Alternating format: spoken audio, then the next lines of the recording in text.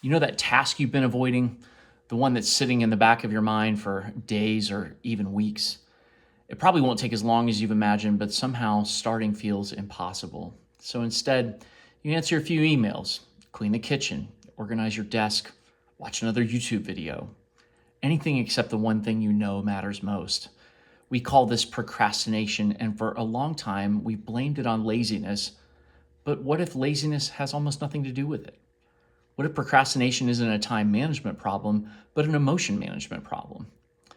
Imagine two people sitting at identical desks. Both have the same project due on Friday, and both know exactly what needs to be done.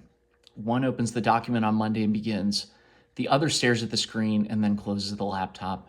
From the outside, it's tempting to tell a simple story. One person's disciplined, the other's lazy. But that's almost never what's actually happening.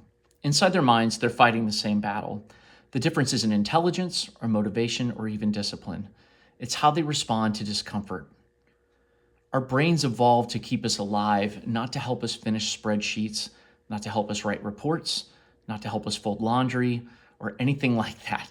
They evolved to solve one immediate problem, which is, how do I stay safe?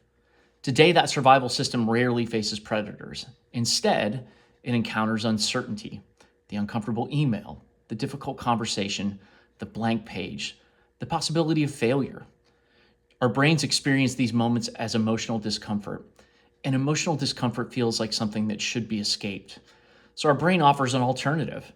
Let's do something easier first.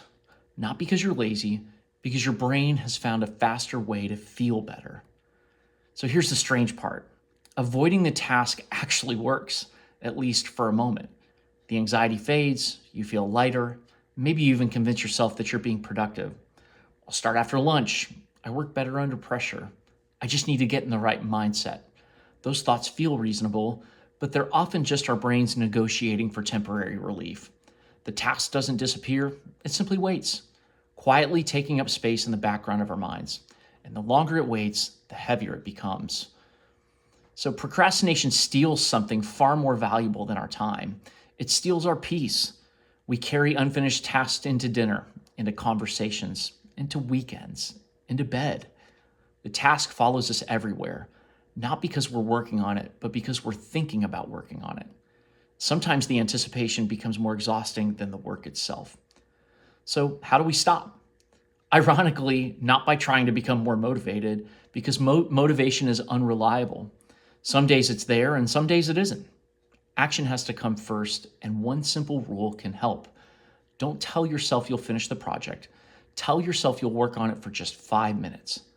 5 minutes. Anyone can survive 5 minutes. And once you've begun, something remarkable often happens. The resistance starts to fade because starting, not doing, is usually the hardest part. Momentum has a way of creating its own motivation. So the next time you catch yourself procrastinating, pause, and instead of asking, why am I so lazy? Ask something different. Ask, what emotion am I trying to avoid? Fear, perfectionism, embarrassment, self-doubt? That question changes the conversation because you stop judging yourself and start understanding yourself. And maybe procrastination isn't evidence that you lack discipline. Maybe it's evidence that you're human. Your brain isn't trying to ruin your life. It's trying to protect you from discomfort. So the challenge isn't to eliminate discomfort, but it's to realize that the life we want is often waiting on the other side of it. So today, don't wait until you feel ready. Start before you're ready, even if it's only for 5 minutes, because every meaningful journey begins the same way, with one small step. So thanks for spending a few minutes with us here at the Better Everyday Lab. I'm Dana, and that is the lab assistant Spruce.